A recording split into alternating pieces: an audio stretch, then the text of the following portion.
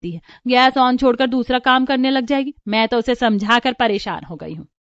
कोई बात नहीं शांति बहन, इतना परेशान होने की जरूरत नहीं है, आपकी बहू को थोड़ा आदत नहीं है इसीलिए, लेकिन धीरे धीरे सब ठीक हो जाएगा। इस तरह से सभी बात करके फिर वापस आ जाते हैं और जब शीला घर वापस आती है तो नेहा शाम को उससे कहती है, मम्मी जी, मैं खाना बना रही थी, आधा खाना बन गया था, लेकिन अभी सबके लिए रोटियां बनानी रह गई थी और सिलेंडर खत्म हो गया। मुझे तो अभी ही पता चला। इस समय तो सिलेंडर वाला भी सिलेंडर देने नहीं आ पाएगा। एक काम करते हैं, हमारे मोहल्ले के पार जो एक दूसरी दुकान है जहां पर सिलेंडर में गैस भरवाई जाती है, वहां पर चलकर गैस लेकर आते हैं। जी ठीक है मम्मी जी।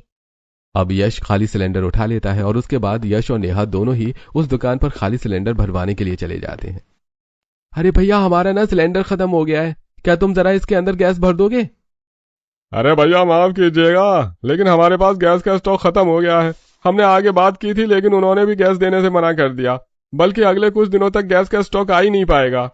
ये बात सुनकर यश और नेहा दोनों हैरान हो जाते हैं। अगर ऐसा हो गया तो हम क्या करेंगे, हम खाना कैसे बनाएंगे? अरे भैया माफ कीजिए, लेकिन अभी हम इसमें कुछ नहीं कर सकते। अभी तो हर जगह यही परेशानी चल रही है, आपको अब कोई दूसरा रास्ता ही देखना होगा। अब सारी बात जानने के बाद यश और नेहा दोनों वापस निराश होकर घर आ जाते हैं और सारी बात बताते हैं। अरे ऐसे कैसे हो सकता है, अब हम खाना कैसे बनाएंगे भला?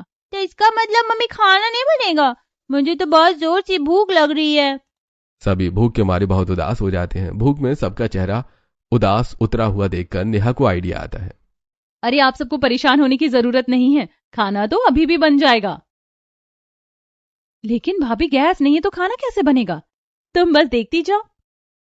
अब नेहा बाहर आंगन में जाती है और वहां पर कुछ ईंटें इकट्ठा करने के बाद उन सभी को चूल्हे की शेप में लगा देती है और उसकी मदद से एक चूल्हा बना लेती है, जिसे देखकर सब हैरान होते हैं। ओह, तो अब समझ आया भाभी कि आप खाना कैसे बनाएंगी। अब नेहा घर के अंदर जाती है और वहां से गुथा हुआ आटा और चकला बेलन लेकर आती है और साथ में तवा भी लाती है। बाकी रोटी दान और घी वगैरह सारा सामान रिया ले आती है। नेहा के आंगन में थोड़ी बहुत सूखी लकड़ी थी और कुछ पुराने कागज और